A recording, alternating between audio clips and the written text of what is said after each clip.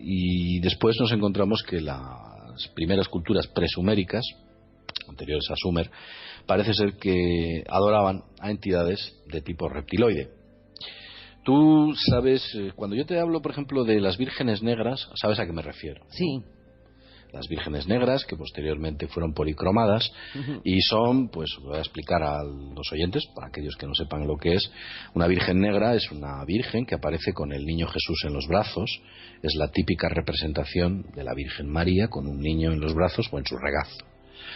Bueno, pues la primera representación iconográfica de eso es un ser reptil que tiene en sus brazos a un bebé reptil totalmente homínido, con aspectos reptiloides en la morfología de sus rostros, pero de verdad es impresionante. Yo lo he visto, está en el Louvre, se puede ver porque está en el Louvre todavía allí, esas piezas presuméricas, concretamente esa figura. Las culturas presuméricas, de las cuales se cogen referencias a las tablillas de Nínive, hablaban de que la religión, que los dioses que eran respetados y venerados por las culturas de Sumer se remontaban a los 250.000 años de antigüedad. Imagínate. Madre mía. O sea, sí, bueno, en una época todos estos dioses y estas entidades e incluso reyes y oligarcas estaban muy vinculados con los reptiles. Eran unos seres que iconográficamente es que aparecen como reptiles. Una pregunta, José Luis. Cuando hablas de esa, me imagino es una especie de tablilla o representación que está en el Louvre, no es algo que nosotros podamos pensar que se parece a, es que es así de claro, tal cual tú lo has contado. Es así, lo que pasa que en vez de estar sentada, está de pie. Sí, pero se ve a un reptil que tiene en sus brazos a una especie de híbrido. Efectivamente, pero además es que es totalmente, estamos hablando de las representaciones iconográficas presuméricas que dan origen a las primeras religiones y las primeras culturas, las primeras ciudades en la zona de Sumer, que por entonces pues era un auténtico paraíso, aquello era un Edén, pero literalmente. Los reyes, además es que tú, fíjate, pues si nos cogemos no sé si es exactamente en el Anuma Elis, donde hace datación de los reyes presuméricos, los 240.000 años en los que estuvieron, nos damos cuenta que, por ejemplo, 3 reyes gobernaron durante 108.000 años. O, por ejemplo, pues por darte un dato, Dumucid gobernó por 36.000 años, un rey, en la ciudad-estado que él gobernaba, evidentemente. U otros, esas tablillas hacen datación de los mismos, quien dice que Ubaratutu gobernó durante 18.000, otros incluso gobernaron, bueno, había alguno que gobernó muy pocos años, porque solo estuvo 360 años en el poder. Bueno. Pero fíjate qué curioso, es bastante curioso, sí. Nos recuerdan bastante a los llamados Nefilim de la Biblia, cuando hacen datación estos Nefilim, que eran descendientes, y entre ellos pues aparece el famoso Matusalén, ¿no?, que vivió 1000 años. Sí. Es como que viéramos que ellos eran seres muy longevos, no sabemos por qué eran tan longevos, pero que bueno, ahí estaban y desde luego gobernaban a los humanos y los mantenían como esclavos de manera directa, hasta tal punto que incluso es muy posible que haya existido alguna hibridación entre estas entidades reptiloides y estos seres divinos. Te voy a contar una cosa curiosa. Mira, por ejemplo, parece que la semántica nos ayuda un poco a descubrir los orígenes. Por ejemplo, los nórdicos, cuando hablan de la tierra la tierra verde o el paraíso que está al norte, porque ellos hablaban así, ellos lo llamaban el Hela. El Hela. Sí.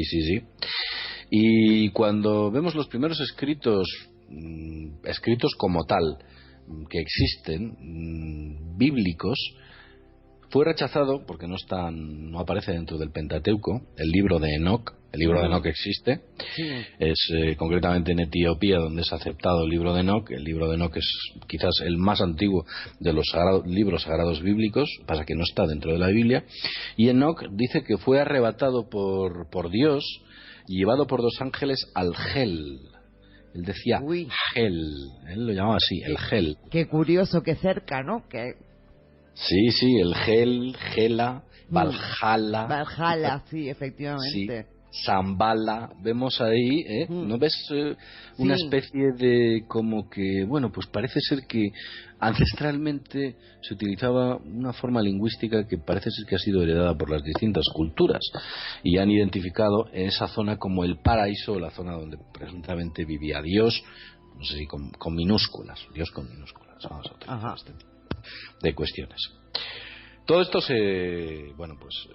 evidentemente nos hace que pensar que esos reyes o esos dioses eligen a reyes, se mezclan sus sangres, porque recordemos que los nefilim, a los ojos de Jehová, entre otros, bueno, pues Jehová no ponía ningún impedimento porque en que se hibridasen con los seres humanos, cogían a las mujeres y las mantenían relaciones sexuales con ellas, parece ser que existía un alto grado de compatibilidad, y esos seres que nacían de esa hibridación pues acababan formando parte de lo que se denominaba la estirpe real, o la estirpe real o la sangre real, que siempre, bueno, pues si te das cuenta, todas las estirpes reales o gran parte de ellas han sido consanguíneas, tenido vínculos de sangre. Sí, las líneas son bastante de consanguinidad, sí.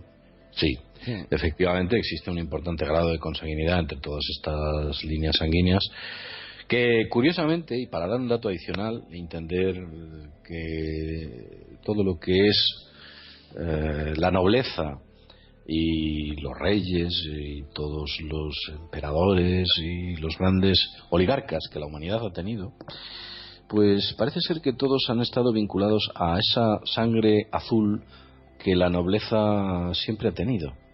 Se les ha llamado de sangre azul desde tiempo inmemorial.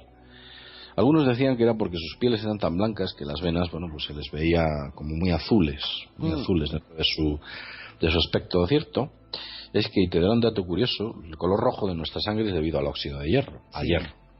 Se produce una oxidación dentro del cuerpo del ser humano y esa oxidación genera un calor que mantiene una temperatura constante de 37 grados en nuestro organismo. Eso es gracias al hierro, las células rojas, entre otras cuestiones. La oxidación, la respiración, es un proceso.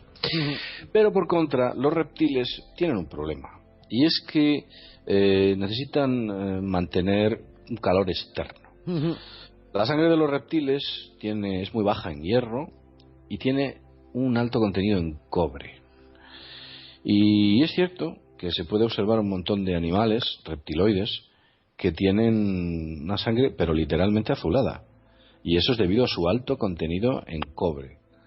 Curiosamente, el término de la sangre azul, sangre real, que puede provenir de los antiguos oligarcas, estamos hablando tal vez de la meseta o de la zona de Sumer, este término de sangre azul fuera perfectamente identificado porque su sangre era azul. Era azul. Sí, era azul. Yo he tenido ocasión, y esto lo digo como chascarrillo, es una cosa curiosa, escuché una vez un breve audio de un médico español, un médico de cabecera, los antiguos médicos de cabecera, ahora los llaman médicos de familia.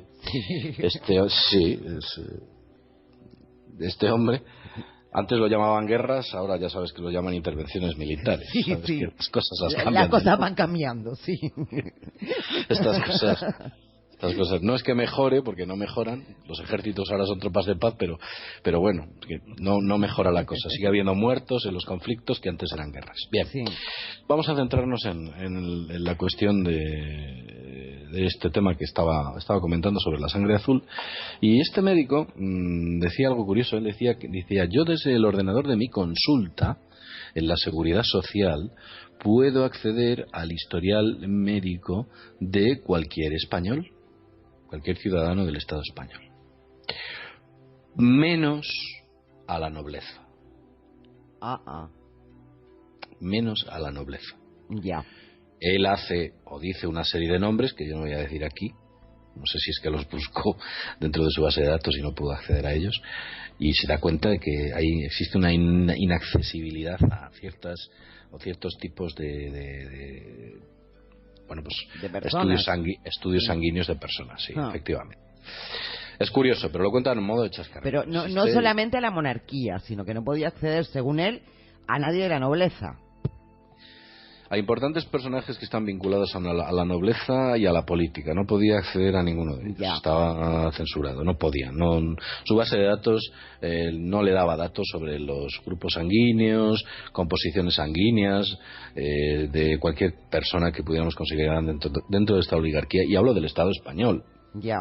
Imagínate ya, si nos vamos a Estados Unidos, que estas cosas tienen que ser sencillamente alucinantes, u otros países. Además, José Luis, buenas noches, porque no te saludo todavía. Estaba escuchando. Buenas noches, Eduardo. No, y además que es curioso, porque precisamente si atendemos al tema de el secretismo, la discrecionalidad, etcétera, por ostentar determinados puestos dentro del gobierno, vamos a decirlo así, o de la clase dirigente, precisamente este es uno de los datos que debería estar al acceso de todo el mundo, por si el día de mañana esta persona X tiene un problema público, que todo el mundo sepa, por ejemplo, cómo hacerle una transfusión y qué grupo sanguíneo necesita. Sería lógico, ¿no? Sí, efectivamente sería lógico, pero la lógica no corresponde a la realidad, como en muchas ocasiones ocurre. Ya. Y si propones esa idea, pues cuenta con mi voto. Ya tienes un voto, con el tuyo y el mío ya son 2, y pues nos faltarían algo 20 millones más. Tres. Pues mira, ya estamos. Ya somos 3. La cosa se empieza a poner bien. Dentro de nada conquistamos el mundo, José Luis. Lo tenemos a huevo. Bueno, vale. Pues sí, efectivamente, este tipo de cuestiones sobre el acceso a esos datos pues no existen muchas veces. Por ejemplo, nos damos cuenta como un monarca, el que yo no voy a decir el nombre, pues suele ir mucho a una clínica en la que supuestamente se vigila mucho, son especialistas en el Alzheimer, y sin embargo ese monarca dice que va a que le miren, pues no sé, una parte de los huesos. O sea, que está.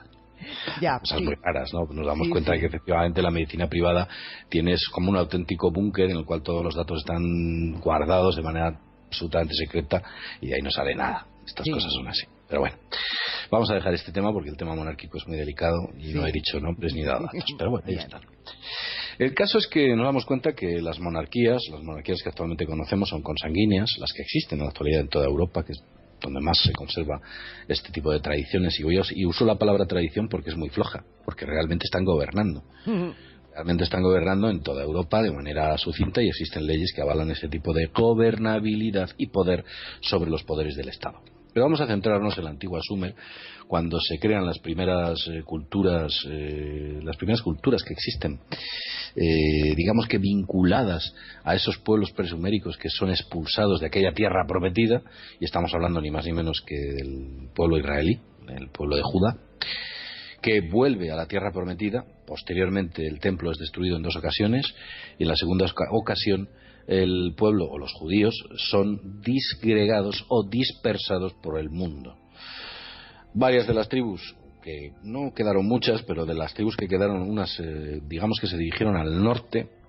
Concretamente, los reyes de aquellas dinastías se dirigieron hacia la zona de lo que podríamos denominar la zona de Turquía, entraron por Azerbaiyán, por zonas chechenas, entraron por antiguas repúblicas exsoviéticas, posteriormente pasaron a Centro Europa, florecieron en Alemania y, por supuesto, en la zona bretona, en el norte de Francia, en Bretaña, en la zona bretona, para posteriormente pasar a el Reino Unido e incluso afincarse desde Escocia hasta Irlanda, donde ellos florecieron también. Y bueno, pues ese tipo de gente pues así estuvo, como incluso se puede avalar con John Fitzgerald Kennedy, ¿no? Que incluso algunos hablan de que los orígenes de Kennedy eran del pueblo de Judá. Pero vamos a centrarnos en otras cuestiones. Estamos hablando de esos oligarcas que tienen